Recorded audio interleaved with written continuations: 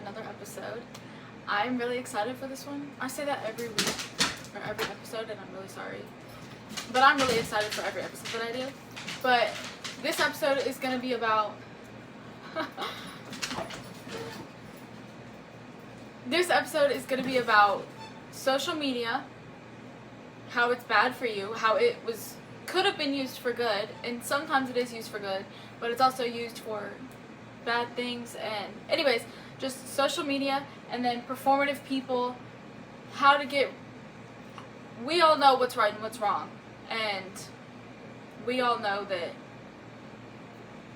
we can all spot when someone is acting, we can all spot when someone is lying, but there's a reason that we don't allow ourselves to see it. Before I get into it, obviously I'm going to show you my outfit of the day. So, these pants I've had for a while. They're Wranglers, obviously. Can't go wrong with a good Wrangler. Belt buckle, obviously. I found this at a thrift store. My earrings are so stinking cute. I have to show you these. Are they not just the cutest things ever? And then, let me show you. You already know I had to do that. But anyways, I got my boots on, my work boots. I think I need to get another pair. You know, because why not? Got my Starbucks. It is actually off their secret menu. I don't know what the heck it's called. So everybody, grab your drink and let's dig into the episode. Anyways. Oh my god. Oh, that's good. Wow. Wait a minute. No, that's really good. Ooh. Oh, that's good. Man, oh man, oh man. Okay, so I have a bunch of notes on this, but I love watching motivational speakers and stuff. So I was watching Leo Skeppy, and this is one of his episodes, and I took notes from it, and then I'm going to talk about my point of view and everything. But Leo Skeppy is amazing. You should all go and listen to him. He's helped me a lot in the last couple months. So yeah, I'm just going to go into it. So, social media and performative people. People post on social media this happy life or this amazing life, and that's not really how it is. And I used to do this back in the day. Now, I think everyone can tell by my social media that if I'm going through something, they can tell if something is bothering me. They can tell if I'm happy, if I'm sad, whatever. I'm going to post what I feel, or I'm trying to get off of what I feel and just what in that moment resonated with me and how I think it can help someone else. So sometimes I don't think of how it can help someone else. I'm just I like this and I want to post it. So, but people in today's day and age, they go on social media and they post about this amazing life, this amazing relationship, this amazing friendship, and it's not true. Because in real life, you hang out with your friend and you're talking about each other on your phone to someone else, or you're cheating on your spouse, or there's just a lot of things that happen behind the scenes that aren't shown on social media. And you go on Snapchat and you're posting all of this amazing stuff, and you on Facebook and all this crap, you post an amazing home life, but it's not that way. It's sad because when you're actually in it, when you're actually living the snapshot that you posted, it's nothing because the picture tells 1,000 words. So your picture, you look happy and everything, but 2 seconds before that you were arguing. Today people are just so obsessed with getting all of these followers. They want these likes, and yes, you want that on social media, but in real life, people want to have all the friends. People want to be the most popular. People want to be the guy that everyone goes to. People want to be talked about, and they're the ones who say no, or what do they say? Any press is good press, or something like that. Or I know a lot of people personally that say that they don't like drama, say that they don't like being talked about and all this crap, but they love it. They give people a reason to talk about them. So they're always on someone's mind. So they're always the first person they're thought of. So they're always, right there. And It's like a drug for them. That validation that they're seeking, that attention that they want, it's like a drug to them, and social media has helped fuel it. And you can not post on social media whatsoever, but you're still using social media behind the scenes. You're using Snapchat. Snapchat is the worst social media ever. Like, I hate Snapchat, or I dislike Snapchat with a passion. However, I believe Snapchat has a better camera than your phone. I don't know what it is. The camera on Snapchat is just better. So I love using Snapchat to post on Snapchat because I love the camera. I like the cute little filters it be giving me, because sometimes I be needing a filter. But I love Snapchat because of the camera, because the fact that you can save your memories. I do think that it was created, I think it can be a positive app and it can be used for positive things. Like, I love that I can send a picture of my face to my mom. Like, that's cool. On text message, I can do it, but it's just not the same. I love that it's quick and easy to send a video. It's quick and easy. Like, your phone you can use for the same things as Snapchat. Yes, that's true. I like Snapchat because of these things. But Snapchat nowadays is used for sinful and lustful things, and it's absolutely disgusting. That I should not have any of my coworkers, like, if they're on the same level as me, work-wise, yeah, that's cool. We can have each other's Snapchat. I should not have my supervisor's Snapchat. I should not have someone who is married with children. I should not have their Snapchat. Like, if they're the opposite sex and I have their Snapchat, why am I Snapchatting them? There's no good reason you can give me for you to be Snapchatting them. If that person really wants to contact you or you need to contact them, you can text them in text messaging where it's saved, where the other person's spouse can see it. Why the hell are you Snapchatting a grown woman who's married with kids? That's disgusting. I find it disgusting. I've seen, like, texts and Snapchats like that. All disgusting stuff. I don't understand it, and you can talk your ear off to me, and I will try to understand where you're coming from, but it's just really hard for me to understand that. And so, it's like a drug. Getting this validation, seeking this attention from these people, it's like a drug. And there's now streaks that you can get on Snapchat. Who the fuck, or who cares about a streak? How are you going to tell me you are 22 years old? You're a grown man with a job, trying to have a career, trying to be this amazing God-fearing man, and you have a streak on Snapchat? Get out of my face. Get out of my face. You're a child. You're still in middle school. Get out of my face.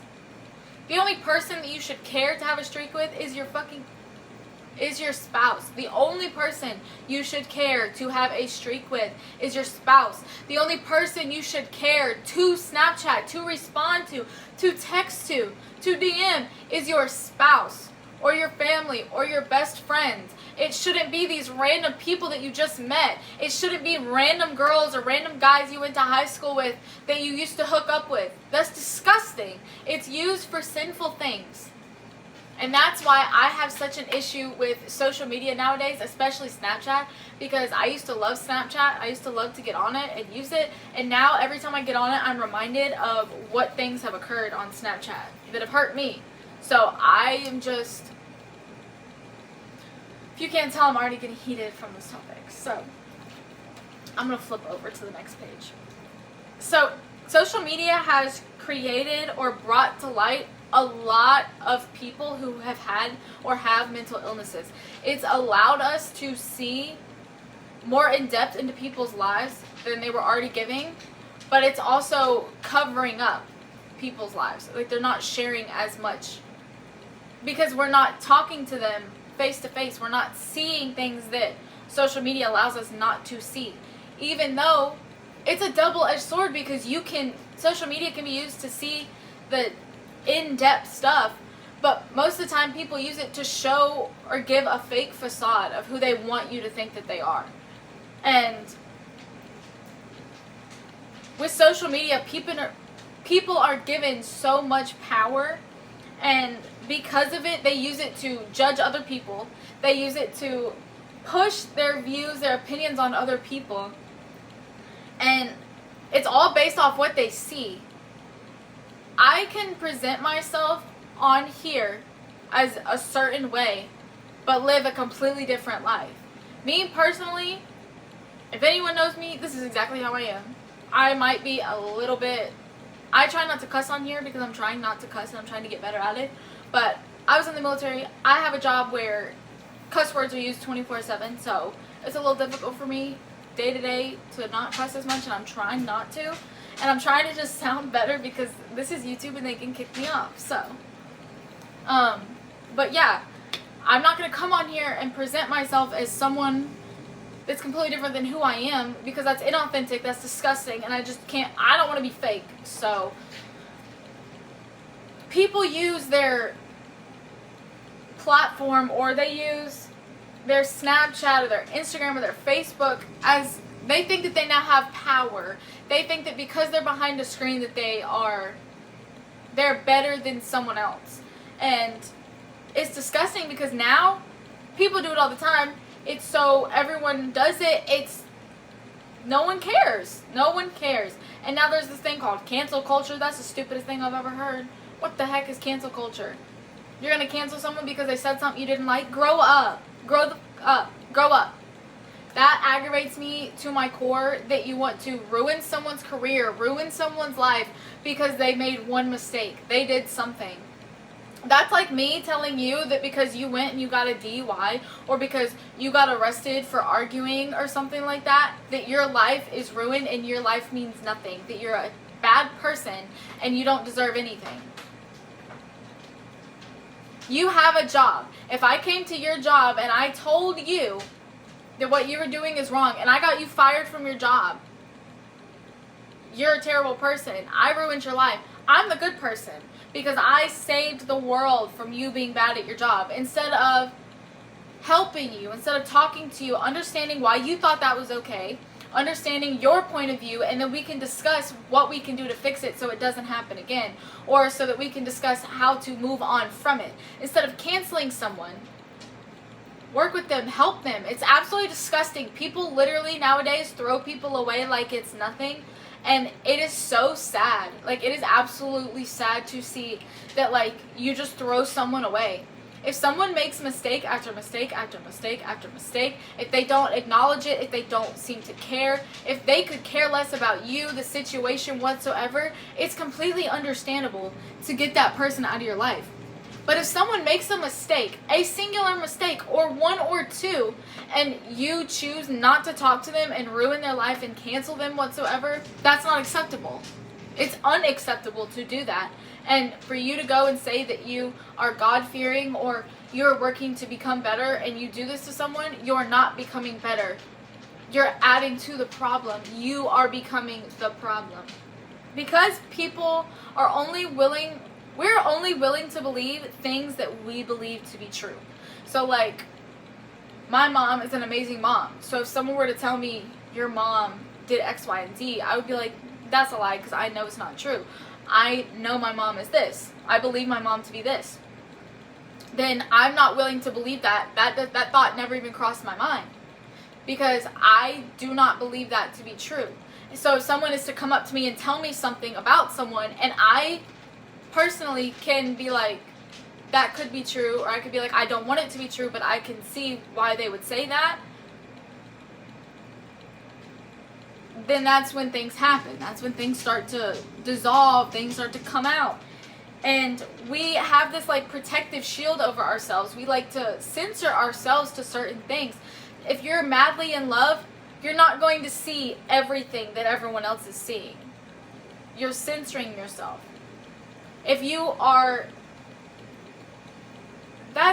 I believe that to be true, but at the same time, after I just said it, if I love someone, I can see everything, but there are certain things that I do see that I push to the side because I don't want to believe that that's true. Or I see it or I hear it, and I just don't want that to be the case, so I just push it to the side. So, like, you can see it, and you know that it's there, you just push it to the side. You push it so far back that when someone brings it up to you, you're like, oh no, you know what, no. Until it finally explodes, and then you have to deal with it. People nowadays, if something were to happen, they no longer listen to both sides. They literally listen to the one person.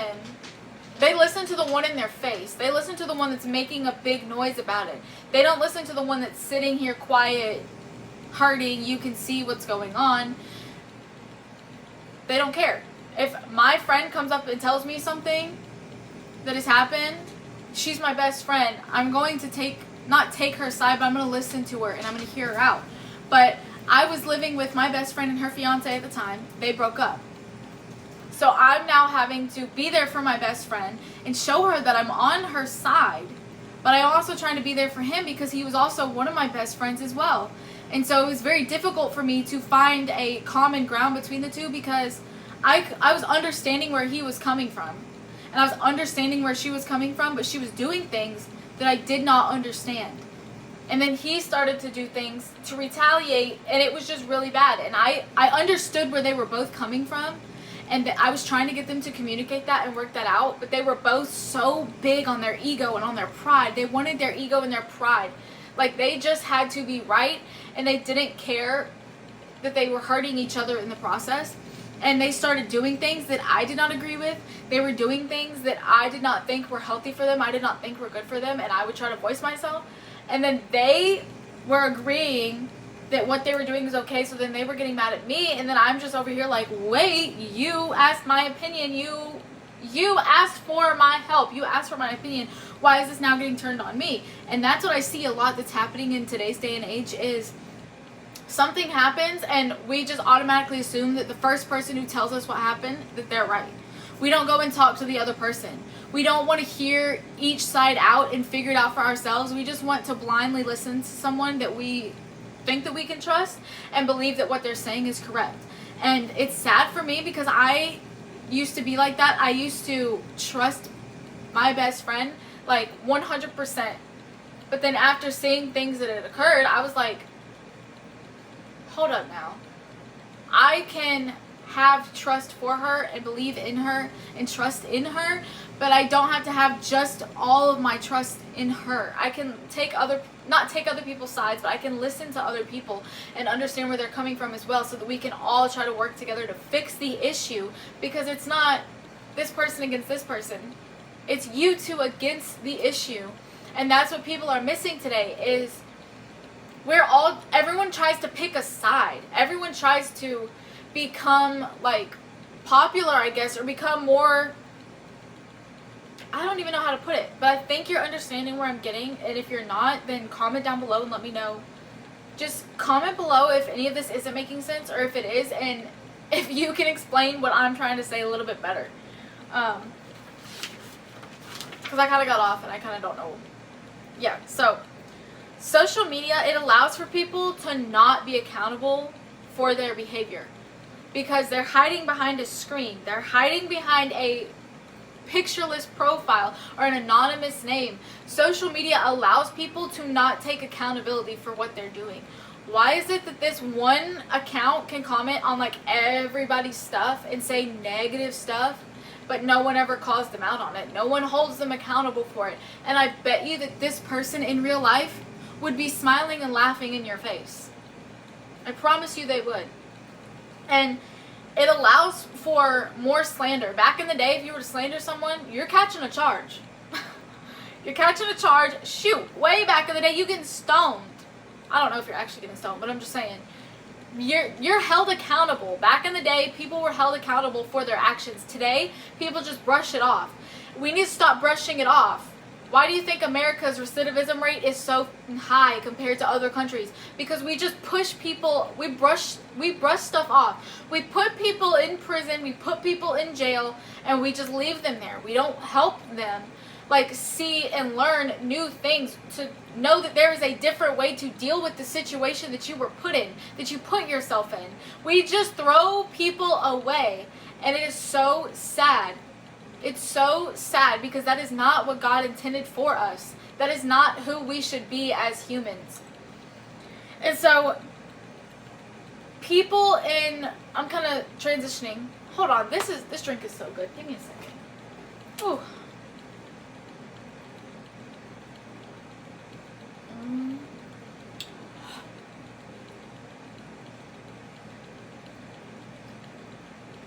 Ooh.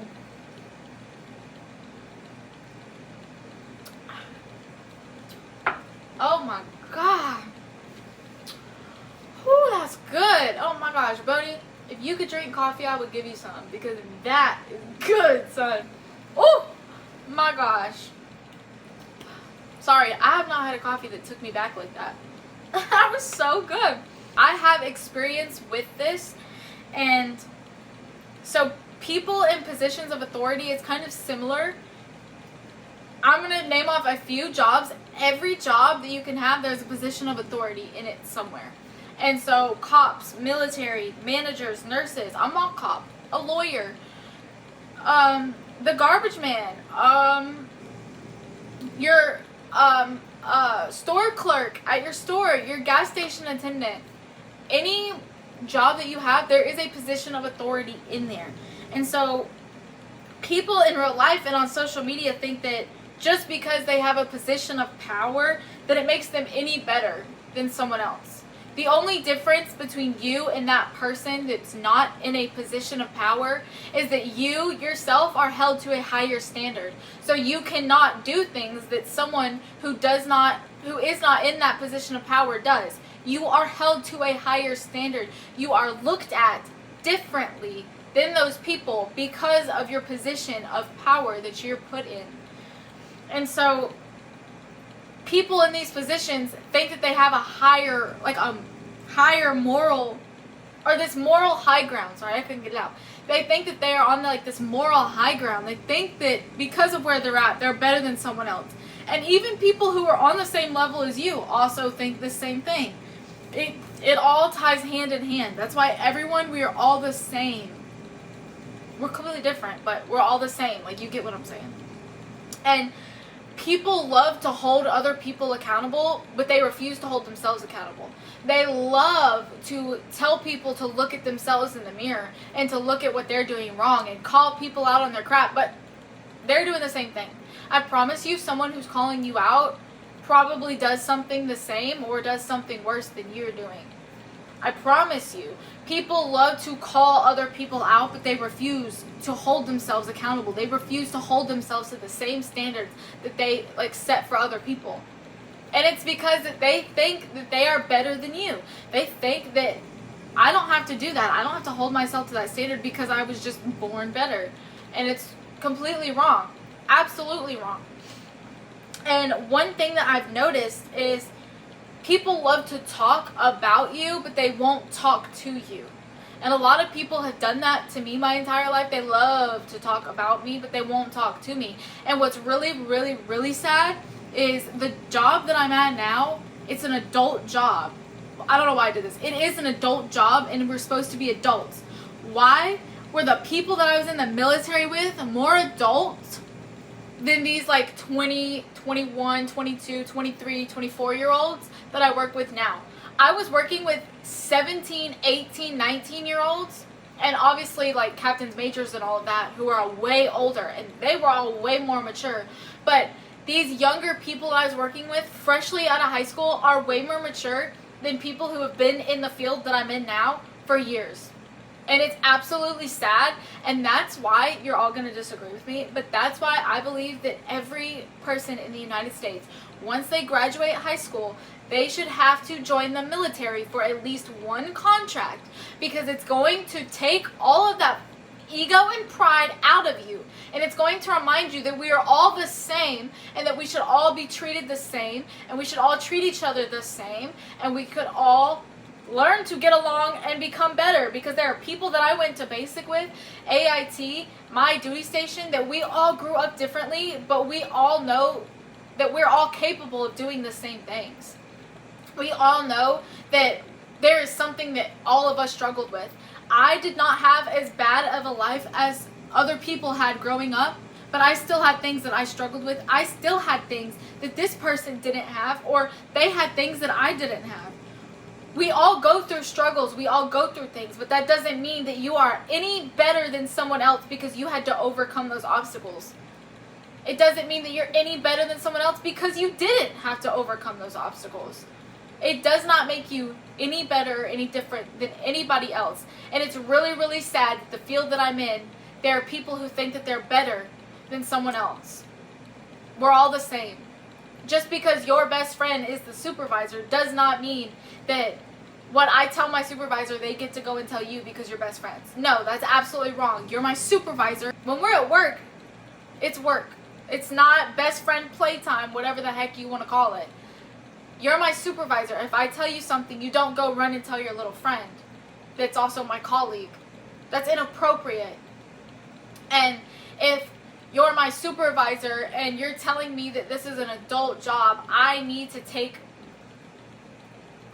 be more aware that this is an adult job. But then you, and by the way, if you're my supervisor or any of my colleagues and you're telling me that not to bring my personal life into work, but you talk about my personal life at work with the person involved in my personal life, and then you want to go on vacation with people we work with, including supervisors, that's now your personal life that you've brought into work. So before you come and tell me not to do something, think about yourself and how you should not do that as well, because now you're a hypocrite. And we all don't like a hypocrite. And we all have been a hypocrite once in our life. At least one time we've all been a hypocrite. And I'm working on not being one, so I'm working to become a better person. I don't want to be a hypocrite, but if you're going to sit there and you're going to tell me not to do something or tell me this is an adult job, first of all, honey, you did not join the military. So you can get out of my face for telling me what's an adult job and what's not. You did not go through the things that I went through. And see, right there, I'm already thinking because I was in the military that I am better than anyone else. I'm not. But I was held to a higher standard, and I went through the things to know that that person that's telling me that I should be an adult or whatever could not do half the things that I did. So if you're going to sit there and you're going to try and lecture me or boss me around, I want you to go and do what I did and then tell me one more time that I'm not an adult. Do it. I want you to do it. Please. Please, I'm begging you to do it. See? I'm trying not to cuss. I'm trying to get better at it, and it's just coming out. Okay, now that I've got on my long tangent and I've got a little agitated, I'm going to calm myself down, and I'm going to drink my coffee because it's so good, and then I'm going to get back to what I was talking about because this video is going to be like 3 hours if I don't shut up. Now, one thing that I know that I struggle with, and I know that I do this a lot. I need to clean these. So one thing that I notice that I struggle with and that I do is I gossip a lot. And when I do gossip, there's no excuse for gossiping, but I'm going to say that when I gossip, I say, this is what I heard. I don't know if it's true. This is what I heard. I did not see it. Or if I did see it, I'd be like, I got it from a very trustful source. If someone involved in what I'm talking about has said it, if you tell me, first of all, if you're telling me something and you tell me not to tell anyone, I'm obviously not going to tell a single soul because that's just disrespectful, and I would expect someone to do that for me. If I have a boyfriend, he's going to find out everything. I'm telling him. It doesn't matter. You can tell me not. I'm telling him. I'm just going to tell you right now. If I have a boyfriend or a husband, I'm telling him. Because when you say don't tell anyone, he's not anyone. That's my man's. So just remember that. So if you want to tell me something and I have a boyfriend and you don't want him to know, don't tell me because I will tell him. I'll run my mouth. I will. But I have a problem with, I'll go, like, it's so hard for me to hold in information. If you give me information and I'm just like, oh, that's juicy, I like start to freak out. And I'm like, oh my God, who can I tell? Who can I tell? Because before, when I had a boyfriend, I told him. I didn't have to go gossip to anyone because I had him. I could go tell him. But now I don't have a boyfriend. Now I don't have a friend. So who the heck am I going to tell? Who am I going to tell? Like, for real, how are you going to tell me something and expect me to hold it in? Oh my God, I can't. That's so hard. So my mom, I'm learning, I'll start telling my mom and dad gossip that I hear so that I can at least get it out to someone, and I'm not going and telling like 50 people just because it's so juicy and I gotta get it out. So I'm trying to get better at that. And so if my mom and dad look at you, like if you meet my mom and dad and they already know like half the things about you, it was me. I told them because there was so much juiciness in the gossip that you gave me. I had to tell someone. I couldn't hold it in. And if Bodie could speak to me, I would tell Bodie 24/7. He would be so annoyed with me because I don't shut up as it is. So if he could speak, I would tell him everything. And I do sometimes. I'd be telling him some juicy tea, and he'd be looking at me like, or he'll like give me the eyes because I know he can understand me. But anyways, I keep getting off all these tangents. But gossip is never gonna stop. People are never going to stop talking about you. And what's sad, or what I find to be sad, is that nowadays it's so acceptable for people to just talk about you and they don't go and speak to you. Like, whatsoever. How can you see someone hurting and decide to talk about them and make fun of them and make fun of their pain, but you refuse to go talk to them? There's only been a couple people that actually came and spoke to me to check in on me about what I was going through. I don't care if you talk about me, say whatever you want about me. I don't care, because I'm not going to be a hypocrite. I will go and talk about people, but I will say, this is what I heard. I don't know if it's true. And I still should not do that. It's not my place to do that. But I'm not going to sit here and tell you not to talk about me, because I know I'm going to do it. I already know I'm going to. I'm working on doing it less and less, but I already know I'm going to do it. So if you want to talk about me, go and talk about me. But don't come and try to be like, don't try to laugh and smile in my face like we're friends, or like there's this closeness to us. Don't act like you can now come and speak to me like I am allowing you to talk to me any way that you want to. Absolutely not. Get out of my face. If you're going to talk mad crap about me, get out of my face. Do it over there. I don't care if you talk about me. Just do it over there. Don't do it in my face. Because if you do it in my face, I'm going to start, stepping out of character. I'm going to start getting angry. I'm going to start lashing out. And I need to not do that. I don't want to do that. And so I am loving just staying silent. Let you do your thing. Let you step out of character. Let you look all crazy while I'm sitting over here looking pretty with my little boots on. They love to talk about you, but never to you.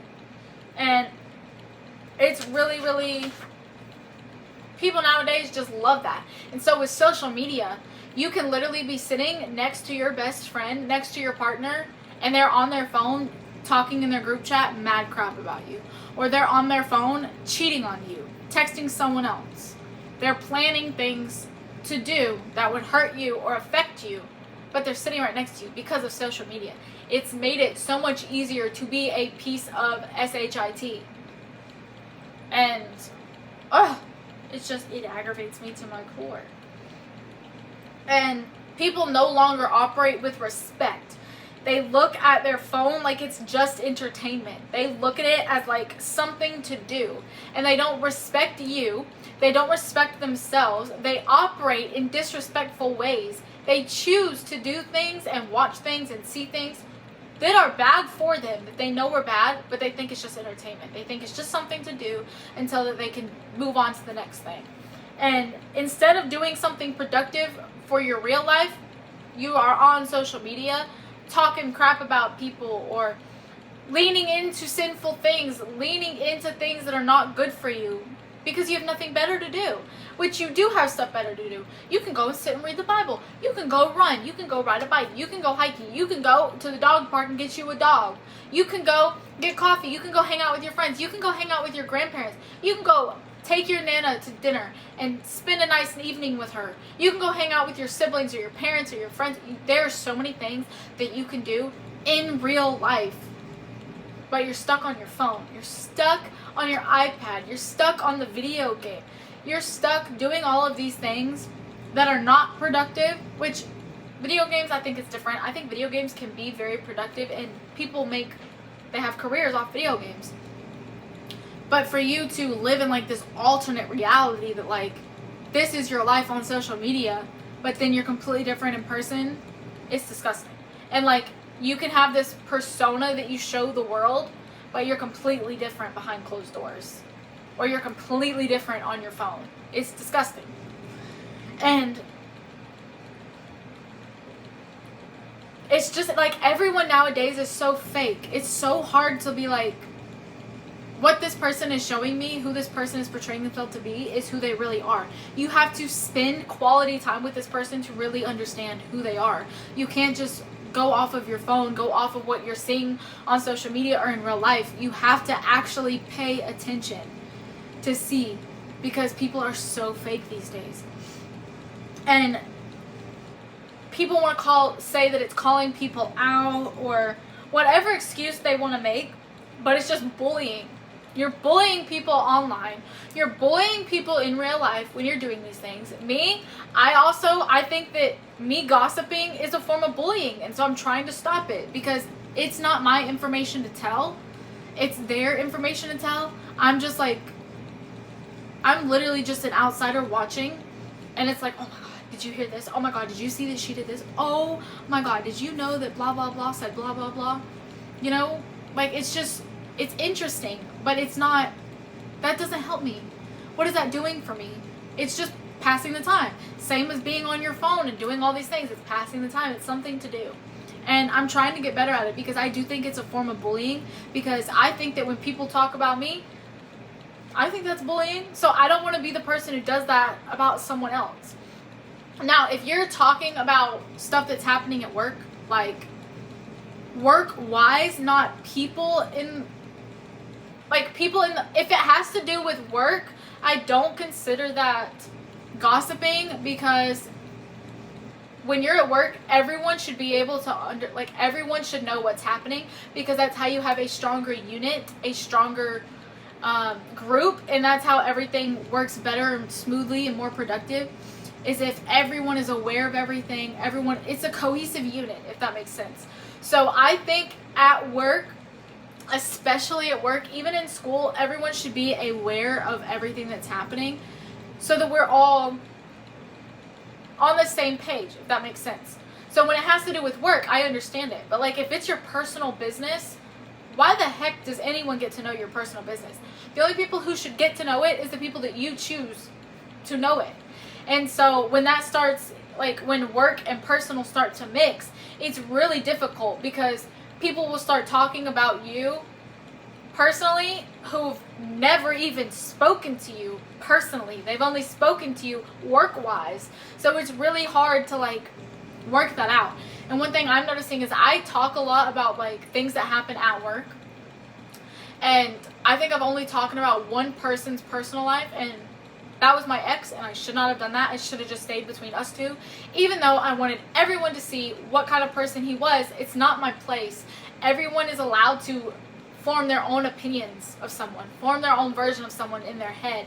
And for me to go and push my view and what had happened to me on that other person is unfair.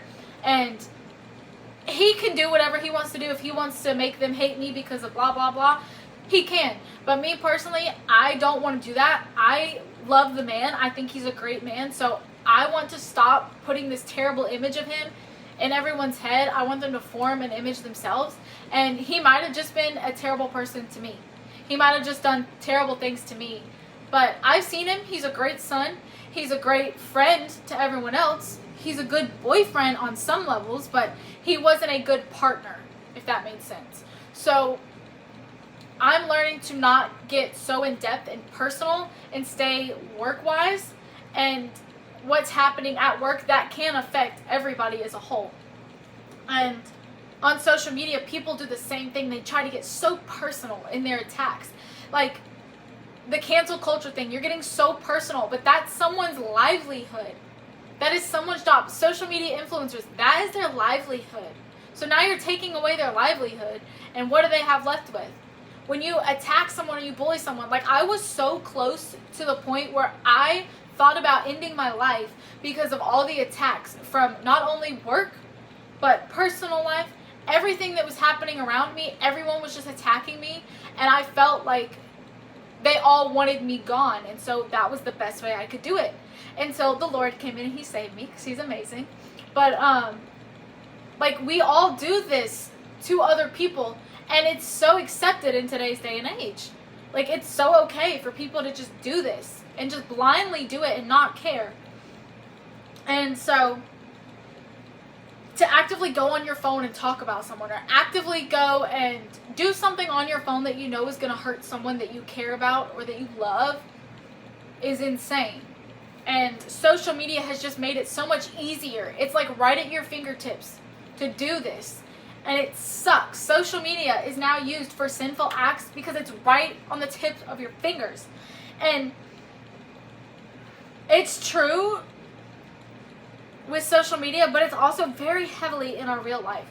And people are willing to do whatever it takes to get famous or to become to become popular or to be the one that everyone talks about. I talked about it earlier in this video. People will hurt other people. They'll make rumors. They'll spread lies. They'll actively sabotage or try to get this person out of character to fit a narrative that they want everyone to think about this person. And social media makes it so much easier to do because you can text each other or show each other this. And now this stupid AI crap is coming out, which is making it hard to be like, is that the real person or is this the real person? Is this AI or is this AI? It's just, I hate it. It's cool. Trust me, it's cool. But I just don't like it. I think it could be used for more negatives than it can be positives. And instead of talking to the person or trying to help them or understand them, we just throw them away. And we throw them away to help ourselves. And I have done this in the past. I don't do it anymore. And ever since I dated, you know who, I have not done that because he really did help me. He is the reason that I got closer to the Lord. He himself, I don't know about now, but he was not close to the Lord. He pretended like he was, but he wasn't. And I don't know why, but I felt closest to the Lord when I was with him. And now my relationship with the Lord is just so much better. And I have him to thank for it. The more I see people act a certain way to my face or act a certain way in front of people or around people, but then they act different one-on-one, I no longer have respect for that person. And it's really sad because I notice now, looking back, is I was slowly losing respect for him because he was amazing one-on-one. He was amazing with our families. He was amazing when it was just us. But then when we got around his friends or around large groups of people or we were at work, he was completely different. Like, this is a small example, but it's still an example. We would be driving into work and we would be listening to worship music, and then when we get to work, he'd roll the windows down and start playing like country or something else. Or he's just rolling the windows down so that people can hear him. He's got to be this big guy, you know, that everyone sees. Or he would start acting out of character to try to get people to laugh, to think he was funny, to think he was all that, you know. And it was really sad because who he was, who I fell in love with, that was the best version of him. So for him to become someone who I didn't truly like in those moments, to become popular, was really sad because the best version of him was who I think everyone would love. And I did that myself in the past, and I saw myself doing it a little bit after we broke up as I was trying to become more and more like someone he would want to be with, even though I don't know who he would want to be with. I don't even think he knows who he would want to be with. And I was doing a disservice to myself. So we all try to portray this version of ourselves to other people to be liked, to fit in. And it's really sad because that's not who we are. We are pretending to be someone else. And we need to not do that. Just be ourselves, because I promise you, people are going to love you yourself more than they're going to like the fake persona that you're putting on. They'll like the fake persona for like 2.5 seconds and then they'll be like, move on, the next, whatever. So to say that you're a good person and you see someone hurting, instead of being more like the Lord and talking to them and hearing them out and going and talking about them, what are we doing? That's not a good person. It's not. We are being bad humans. We're being bad brothers and sisters to each other. When we talk about each other or we make fun of their pain or make fun of their hurt and we don't check on them, we're being bad people. And I'm trying to become so much better at that, because there's people, when I go to work, there are people that have talked mad crap about me, that have said things about me, that have made up rumors about me, that have helped ruin my relationship with the person I thought I was going to marry. And I have to work with them. So I have to push all of that to the side, to the back of my head, and be like, we're at work. And so I'm trying to be respectful and cordial and everything at work. And I'm getting better at it. But in the back of my head, I'm not being fake to their face. I'm talking to them about work. But when it comes to personal, there's nothing there. And so you can be a good person and still have boundaries that you set.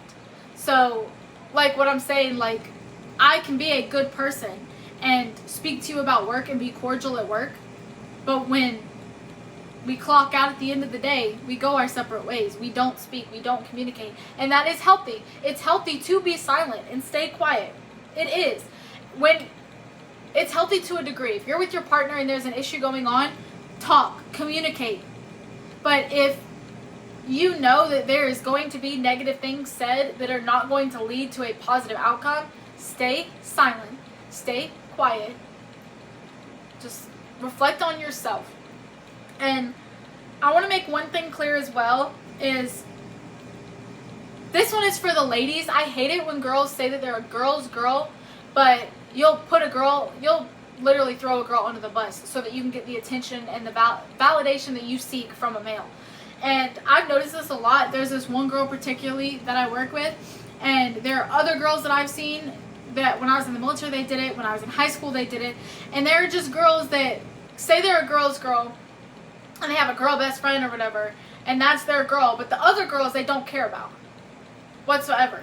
So this girl that I work with or whatever, she seemed like a girl's girl when I first met her, and then I watched her literally make fun of this girl for fun, I guess, and the guys laughed, so then she was like, oh my gosh. And then if you're a girl's girl and you work with someone who's married, or you work with someone in a relationship, don't you dare touch them. Why in the world, even if they're not like married or dating anything, I'm not going to touch a guy that I work with. Like, I'm not even going to touch his arm. Like, if we're laughing, I'm not going to be like, oh my gosh.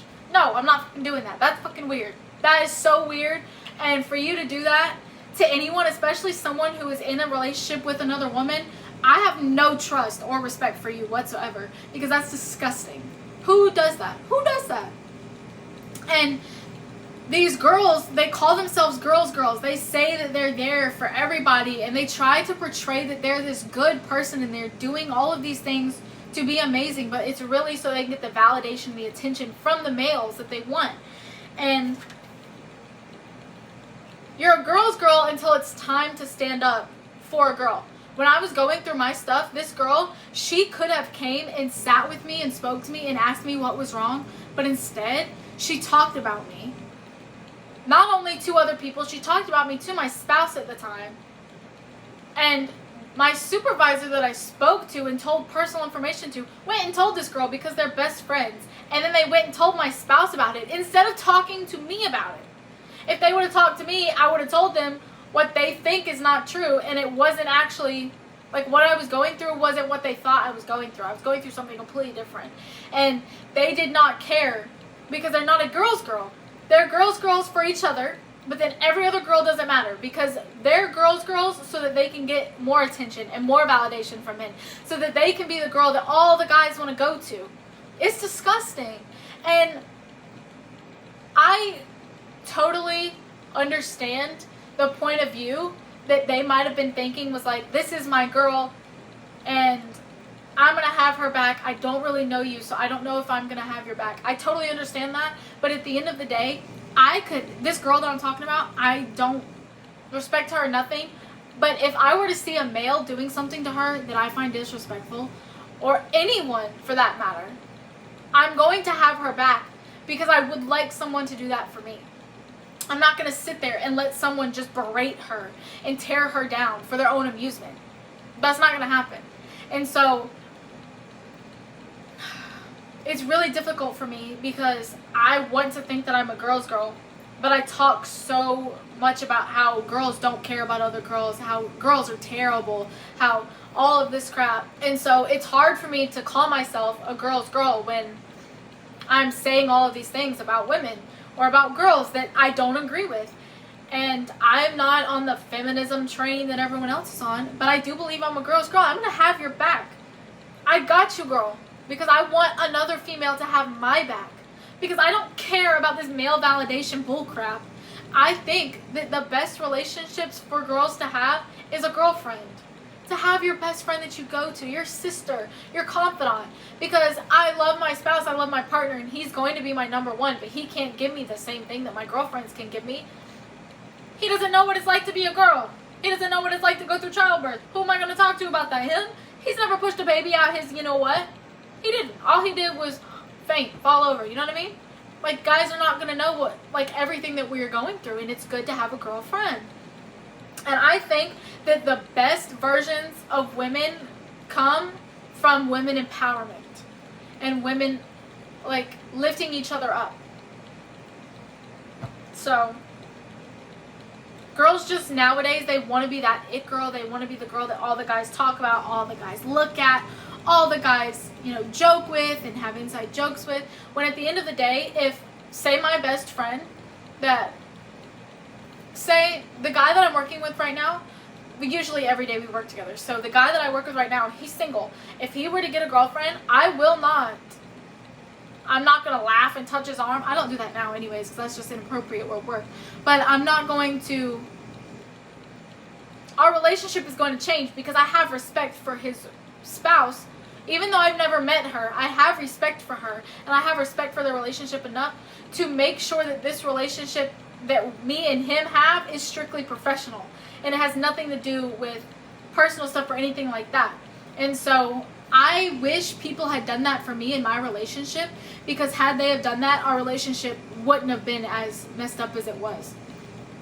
And so I just believe I have more respect for girls and women in general, because I don't want that to happen to me. And I believe that men allow women to, they keep the door open. There's a reason that women think that they can say what they want to say to you or do what they want to do to you or your spouse, because your spouse has left that door open and allowed that woman to think that she can do that. But if you start setting boundaries and you start setting, like, blocking things off, they're going to know that they can't do that. And your spouse is going to know that they can't do that. But you want to hold your spouse accountable, but you also want to hold the women accountable, because women are snakes these days. Women don't care about other women. They only care about themselves. So they will do whatever they can. They don't care that you're in a relationship. They don't care that you've been married to this man for 10 years or 12 years or have children with this man. They don't care. They care about themselves, and they care about that validation, that attention that they're seeking from that man. So for them to be able to tear you down and gain this man now, that is like pure validation for them. And they love it until it wears off, and then they move on to the next. And it's so disgusting, because that used to be how men were perceived, and now it's how women were perceived. And for women to be perceived that way is disgusting, because we were never meant to be like that. Men were never meant to be like that. But for a woman to do this to another woman, I find disgusting. Girls just have no more loyalty to other girls or other women, because they crave that male validation, that male attention. And social media allows them to use their body or hurt or put other girls down or fall into this sin. With social media now, especially on Snapchat, girls love to send videos and pictures of themselves. They use it to gain money. Who cares about the money? Go get a job like a real girl, a real woman that you're claiming to be. Go get a job. That's disgusting, first of all. And social media makes it so much easier to do that, because now men have more options at their fingertips. It's so much easier now to be able to call a girl up and be like, hey, let's go hook up. And there's such more, like, there's a bigger variety of women now at males' fingertips to be able to do this. And women are allowing, like, ourselves to do this. And it's disgusting. It's disgusting. Girls have no more respect for themselves or other women, and it's disgusting. Disgusting. Sorry. These girls, these women, these people that are doing this on social media, because it's not just girls that fall into lust and sin, it's men. Men mainly do it. But there's so many women that do it now because they crave that attention, that male validation. And they hurt other women in the process. And they're hurting themselves. But all these people, they're easily bent. They're bent by this attention that they're getting. They're bent by the money that they're receiving. Or they're bent by the popularity it's giving them. They're bent by this fake power they think that they now have over these guys. This power that they think that they have over these women, that they're hurting to do this. And they lost all of their convictions, all of the things that they stood for, all of the things that they thought made them better than someone else. They've now lost it. And they're trapped in like this fake persona that they have in their minds of who that they are. And it's just so terrible because everyone nowadays does it. And so we hold other people accountable, but we don't hold ourselves.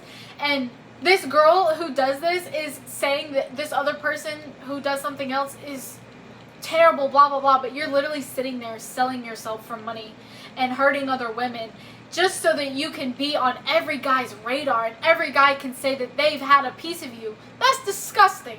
To say that every man in your county has had a piece of you, that's disgusting.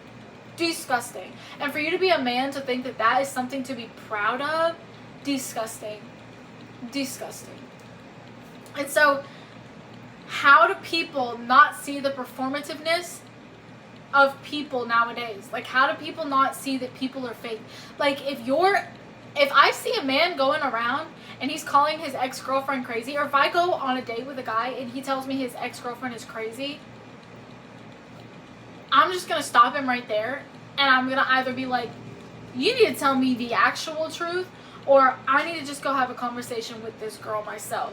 Because, no, man, I don't care what has happened, for a man to go out and to talk negatively about a woman that he was with physically and emotionally, that's a man you can't trust. Because women, that's what they do. And it's sad that we do it, but we do talk to other women about our significant others or ex-significant others, and we just talk about it. But for a man to go and talk negatively about a woman that he touched their body, he touched their heart, they touched his, and to say all these negative things about them to make himself look like the better person, to make himself look like the one who won at the end of the relationship. When a relationship ends, neither one of them won. They both lost something. And so to use the person that you once loved or cared about, to use them to your advantage, is disheartening for sure. And it's performative. And people do that on social media. They do that in real life. And not just with relationships. For me, that's where I'm at right now, is relationship and everything like that. And so it's not just with relationships. It could be with friendships. It could be with coworkers. It could be with anything. People are very performative nowadays. And it's aggravating that people don't see this stuff. And if they do see it, they just allow it to happen. People just allow this stuff to happen. They allow people to be performative and to do these things. And it's just really, really sad. And people no longer have their values. They don't stand true to their values, to their beliefs, their convictions. They change who they are. They change what they're looking for from person to person, from place to place, so that they can fit in. I don't want to fit in. I'm my own person. If I don't fit in with you, then that's not where God wanted me to be. Because when God wants me to be where I'm at, our pieces will align. I will be your missing rib. We will be one flesh. And that's where I was meant to be. And so this all leads to the demise of the relationship. This all leads to the demise of the household. The loss that came with the household being taken away. It came from social media. It came from the government taking away the household. It came from feminism. As much as y'all want to say feminism is amazing, feminism killed the household. It killed the home. The government took away things that were supposed to be in the home, and it's ruined it. Social media has taken all the home values and everything. It's just taken it and twisted it, and it's really, really sad, because social media could be used to become amazing and to share the home and to share all of this positive stuff, and it is used for that. But most of the time, it just destroys the home life. It destroys people's values and convictions, and it's allowed for more sin, more lust, more deceit, more disrespect, more cheating, and more greed than anything else. And girls think the only way to get attention or to be someone is to use their bodies, and it's really, really sad. And guys just eat it up. Guys love it. As much as you can be a guy and tell me that you're looking for this type of woman, this godly woman who's going to have your back and all this crap, if that's the case, then why are you on your phone sexting with all of these disgusting girls? If that's the case, why did you yourself go and sleep with a married woman? Why did you go and have sex with this girl? You picked her up from her house where her children and her baby's daddy or children's father were at, and you took her to go hook up with her behind a store. How is that you looking for this godly woman that you so praise?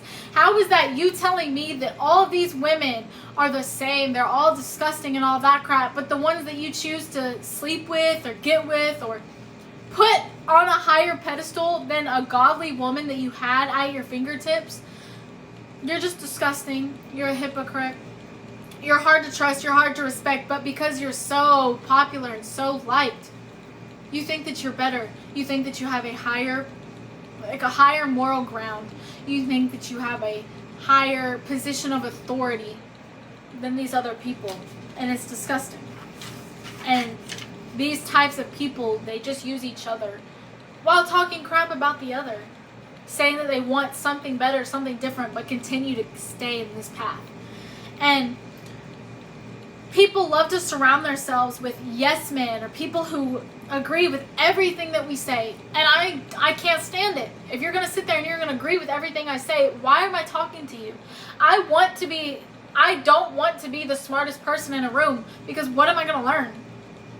I don't want to be stuck in a room with people who just agree with everything that I say, because what are we learning? How are we growing if you agree with everything that I say? I want to be in a room with someone who disagrees with me, who doesn't fully understand my point of view, and I don't fully understand their point of view, so that we can discuss, we can communicate, I can gain a greater perspective than I had before. And when we don't match people's performances, when we don't agree with what they're saying, or if we call them out, if we don't absolve people of their guilt, we're now considered to be the one in the wrong. We're now considered to be the bad guy, or we're just considered to be wrong, all because these people needed to feel the validation of us telling them that the things that they're doing are okay. They needed that validation from us that their guilt is blah, blah, blah. They don't need to feel guilt because X, Y, and Z. So when you're sitting there and you're agreeing with something, you're being a yes man, you're doing them a disservice. You're doing yourself a disservice by being a yes man, agreeing with someone even though you know what they're doing is wrong, all because you want to fit in. It's a disservice to yourself, to them, and to the community as a whole. And people don't really talk to me, I noticed, to talk to me, to get to know me. They do it as sort of reassurance, or do it so that they know that like we're still good, or so that they can say that they have an in with me, or to say all of these things. And I have taken the responsibility to make sure that they didn't feel guilty, and I'm no longer doing that. It's not my job to make you not feel guilty for the things that you did to me. I think about it. And so I do feel guilty for it sometimes, but I'm tired of letting fake people come into my life, and I put them as a priority. I hold them as a priority, and they don't do the same for me. I'm tired of allowing people to come in and to hurt me and disrespect me, and allow my reaction to diminish their entire disrespect to begin with. And I've dealt with several narcissists. I've dealt with their emotional needs for far too long, and I have tried to make them, I put their stability above mine. I put their needs above mine. I have been responsible and made myself responsible for this other person, and I'm breaking it. But it's a process. It's all a process. I'm trying to get better at it. I can now see better, see clear, and I can pick out the signs, and I can protect myself a lot better this time. And if you want to have contact with me, if you want to have a relationship with me, if you want to have respect for me and with me, then you have to give it yourself. And if you want to be a priority in my life, you have to make me one. And I'm tired of people thinking that I can do all of this for them, but they can't do anything for me. And I know it sucks because it sounds like a tit for a tat, or it sounds like you do this for me and I'll do this for you. And it's not what it is, and I don't want it to be that way. But if you're not pouring into me, why am I pouring into you? If that makes sense. And so I've been taught since I was very young that if you don't have anything nice to say, just don't say anything at all. And so I've stayed quiet most of my life, and growing up, it was just always normal to have your back to the wall, to observe, to listen, and everything. And so while staying quiet, I do speak. I talk to my family all the time. I talk to my friends. I'm very loud with my friends and with my family. But to other people that I'm not comfortable with, I'm not around, I don't feel comfortable around them. I am quiet. I stay quiet. I observe. I listen. And people in this generation, they love to talk. And they see quietness as being petty or being rude. People nowadays see quietness as being petty or being rude or being disrespectful. But it's just how I was taught. If I have nothing nice to say, I'm not going to say anything. What's crazy though is I do love to talk. If I feel comfortable with you, I love to talk. I do. I love to run my mouth. But I do know, and I've been taught, and the military helped me see, that there's a time and a place for everything. There's a time and a place. There's conversations to be had with people, but we're not going to do it in front of other people.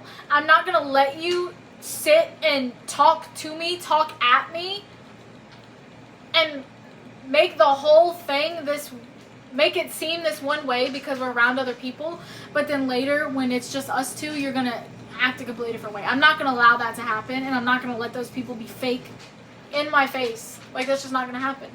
There are conversations to be had one-on-one. There are conversations to be had with other people present, but there is a time and a place for everything. In the middle of work, it's not the time, it's not the place. If you want to have a conversation with me, if I mean that much to you and that conversation means that much to you, you will make it a priority outside of work. You will make it a priority to have this conversation. And because you don't do that, now you want to have a conversation with me at work, it's performative. It's because you're trying to show everyone that you're this person and that I'm this bad person and I'm doing X, Y, and Z and you're trying and blah, blah, blah. It's performative. It's all so that you can get people's attention. It's just sick. It's disgusting. It's fake.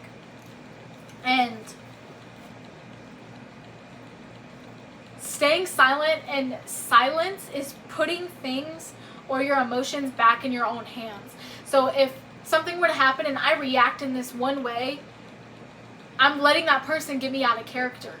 And if I'm staying silent, I'm taking this time to reflect and to grow. I'm putting my emotions back in my own hands. I'm not letting that person get validation from me acting crazy. I'm not letting that person get me out of character to fit that narrative that they want everyone to think is true. People now need that validation for people to think that what they did was right, so that they can they just want people to understand that what they did was right. They want people to validate them and let them know that the guilt that they're feeling is to take it away. They want people to validate them, to take away the guilt that they feel, which they'll never grow if they are around yes people all the time. You're never going to grow, and that guilt and everything that you feel, it's always going to be there. You're just going to need to find a different patch to validate you. Something else to put on to make you feel better. Something else to hear. Another person here, another person there. You're literally just in an endless cycle with all of these people. And silence allows you to sit with your guilt and your pain, and you learn and you grow. You change so that you can become better. And I learned this at a very young age, so I've always been really, really good with this. There are moments I've stepped out of character. There are moments I allowed people to get me away from my path that I was on, and I hate it that it happened, but it happened, and I learned from it, and I grew from it, and I'm not going to do it again. And everyone should just learn that silence is good. It is good. It allows you to sit back and reflect and work on yourself instead of acting out of character and giving those people satisfaction to get you out of that character in the first place. So there are moments where silence is amazing, and then there are moments where it's like, girl, you need to talk, you need to stand up for yourself.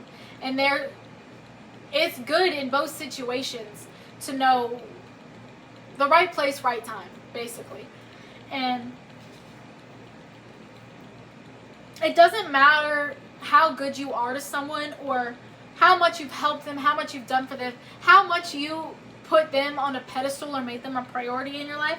The moment that you don't help them or you don't give them that validation that they're looking for, that attention that they're seeking, you become the enemy. You become the problem. They're going to flip it and make it to where they did nothing wrong and you're the bad guy. And it's a control tactic, and people expect you to put their every need before yourself or anybody else for that matter. And it's the same thing with reactions. Disrespect causes a reaction. It's common knowledge, everybody knows it. Disrespect causes a reaction. But the reaction, so disrespect causes a reaction. The reaction does not outweigh the original disrespect that caused the reaction in the first place. And so we need to stop trying as if people's reactions are not valid or warranted, because any person's reaction is valid or warranted. The disrespect is the issue. The disrespect is what caused this in the first place. I am allowed to react in the way that I reacted in the moment, because sometimes you cannot control that. As much as we want to think that we're going to be able to control our every action, we're not. A reaction is like, it's instinct. And so someone disrespects me and I react this way, I don't care what I have done in my reaction. Their disrespect caused it. Had they not have done what they did, I wouldn't have reacted that way. And reactions also are out of character. So you can be the sweetest person ever, and someone does something so disrespectful, you snap. And you scream at someone, and they're like, whoa, you've never screamed before. That's crazy, you're crazy. No, that person's not crazy. Someone did something to them that they never thought could happen, and they reacted poorly and out of character, but their reaction is totally valid, it's totally warranted. And for you to make them feel less than or worse or belittled because of their reaction is terrible, because this person did this thing to them. They're allowed to react how they react, and they can work and get better from it. When you love someone and you prioritize them and they disrespect you, or they do things that don't align with love and care, and they claim that they love and care about you, then you can cut ties with them. It makes perfect sense to do that. Me, I don't want to just immediately cut ties because I believe in this person and I have faith in this person. But if they keep showing me the same thing over and over, they're apologizing and their words are not matching their actions, or they just keep doing the same thing over and they keep showing that they don't care about me or our connection, then I cut ties with them. And in that moment, they love to make you the bad guy, because they don't like it when you prioritize yourself. And we try to explain ourselves to people who have shown that they don't care about us or the relationship for that matter. And the only reason that we keep doing that and trying to explain, we try to explain why we are removing ourselves from a relationship or from a connection or from a situation, because we feel this guilt. And I struggled with this my whole life. I feel guilty for being happy, and I try to explain myself to the people that I thought once made me happy, and I try to explain why I'm no longer associating with them. And it's not, they never cared. They did not care about the relationship or the connection. That's why they did what they did. And they continued to do it knowing that it was going to hurt you. So for me to sit there and waste my time explaining to them, what is that doing? It's doing nothing, because they don't care. They never did. I was the only one that cared, and I'm doing this. And I learned that it's okay to walk away without closure. I don't even know what closure is. I tried so hard to get closure from my ex, and it didn't help with anything, because he was lying the whole time. And so I was explaining the reasons why I was pulling away to protect his emotions. Because I did not, as much as he had hurt me, I did not want to see him hurt. I did not want to see him sad.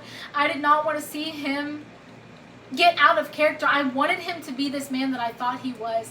And so for me to pull away, I was trying to explain why I had to do it and why I was doing it, so that he didn't feel guilty, or so that he didn't feel sad or pain or loss or anything. And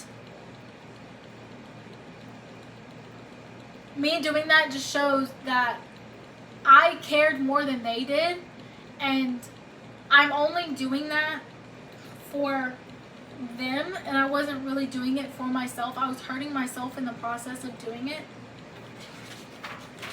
And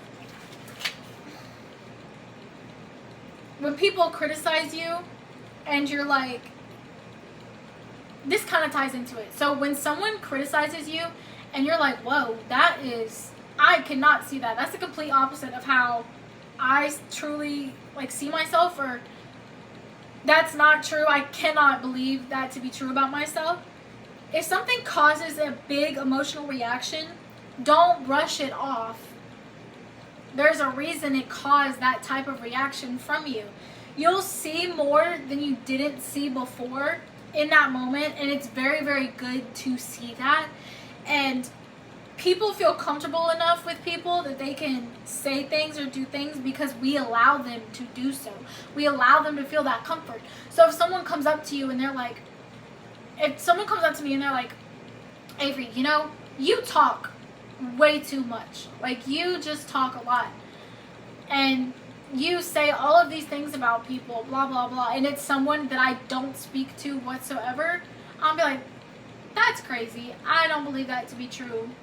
But if it's someone that I talk to a lot, I'm like, yeah, that's true. Yeah, I can see it. And now in the back of my head, I see this person doesn't know me. They're a little bit suspicious, but they're also probably projecting on themselves. Like, if they come and say, you're not a girl's girl, you don't care about girls, blah, blah, blah. I know that it's actually them who's not a girl's girl, because I know I'm a girl's girl. I know that I respect other women. Even ones who've disrespected me, I still respect you. And so when someone comes up and tells me that, I see it in a different light, and I'm like, no, you're the one. You're projecting onto me how you actually feel about yourself. And it's a way to minimize,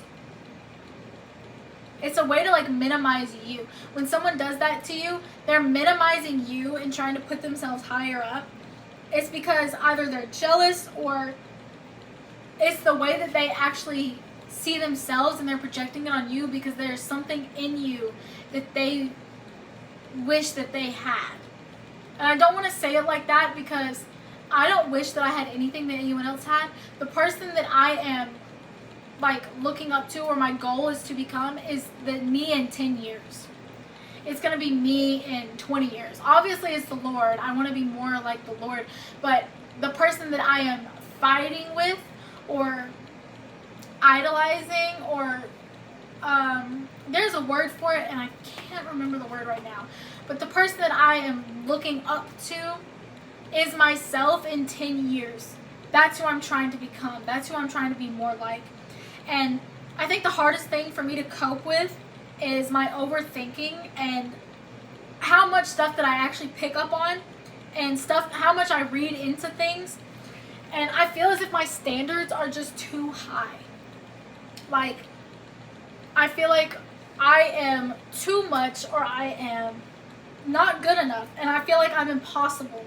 And it's so sad, because everything that I've read into, everything I've overthought has actually came to fruition. It came true. And I have wanted so badly for these people to prove me wrong. I want to be proven wrong. I want to be wrong. That is so insane for me to say, but I want to be wrong. Every time I overthink something, or like I read into something, it becomes true. It literally unfolds in front of my eyes. And when I overthink it originally, I get called crazy, I get called insecure, I get called all of these things. And then later on down the line, it becomes true. It actually happened. I wasn't crazy. I saw the signs before, and it sucks. It sucks, and it makes me feel like my standards are too high. It makes me feel as if I'm too annoying. No one's gonna like me. No one's gonna love me. I am just too much for people because I have this intuition, I guess. And it sucks because I want to be wrong so bad. And if you're not committed to self-growth or awareness, or if you're not focused on, if the Lord is not in your life and you're not becoming more deserving of the Lord's love, then I cannot let you into my life, because for too long I have let people stay in my life that shouldn't have stayed for as long as they did, because I thought that they were someone else, and I wanted so badly for them to prove me wrong, and then in the end I was always right, and it just sucks so badly because these people I wanted in my life for the long haul, and they couldn't stay. And it is so sad because I still think this to this day, but I'm getting better at it. I feel as if I am too much. I feel as if I am not enough, or I am too much, or I am annoying. I feel as if there is something in me that people just see and they're like, nope, I'm good. And it's really, really sad because I love who I am, and I think that I could make an amazing wife. I could make an amazing mother, but no one believes in me enough or has faith in me enough to stick around. No one loves me enough or cares about me enough to silence out everyone else and actually build a covenant with me. And no one just, I feel as if no one truly sees me for me, and they use me to get things for themselves. And it's really, really sad because I've never used someone for something. Like, I don't let people pay for me. I hate it when people drive me around. I hate it. If you're my spouse, you're driving me around, I'm Passionate Princess all day. But I'm saying, like, my family, you're not driving me around. You're not paying for anything. I don't want a handout. I don't want this. I'm going to work for everything that I get. And everything that I get, I'm going to be grateful for, because I literally worked my ass off to get that. I worked my butt off to get that. And so, for people to just not put in the same effort that I put in, it's really disheartening, and it sucks because I feel like I'm going to be alone forever. And I just wish someone saw something in me where they were like, I'm not giving up on her. I am not allowing these people to change my view on her. I'm not going to let other people put her down in my name. Or, I think you'll understand what I'm saying, but I just really want someone to want me and to care about me and love me, and not let anyone or anything stand in their way. And so that's one thing that I'm learning. I think this is going to help a lot, and speaking it out loud actually kind of made me understand a little bit better.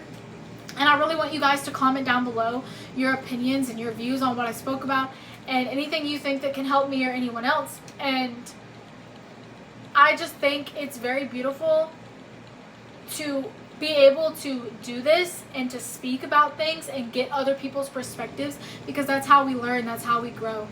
And so I hope everybody enjoyed this video. I enjoyed it. I really enjoyed the Starbucks drink.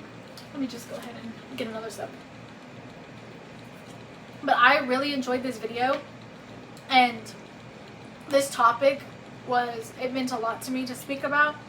It's something that has been bothering me for years, and it actually helped me see a lot of things a little bit clearer and a little bit different than I did before. And I hope you all enjoyed the video. Comment down below any verses that you think go with this.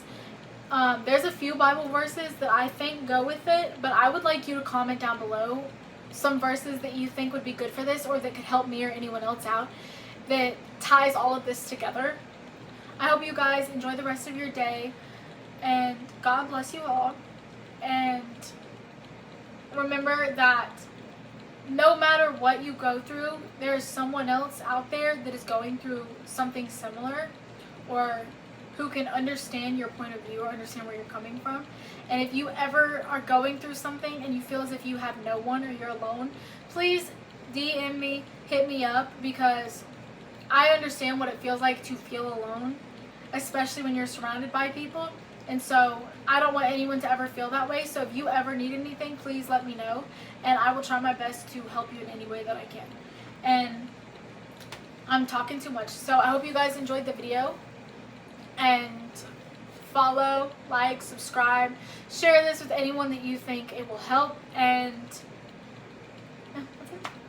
So everybody have a good evening or a good day, and yeah, thank you for watching.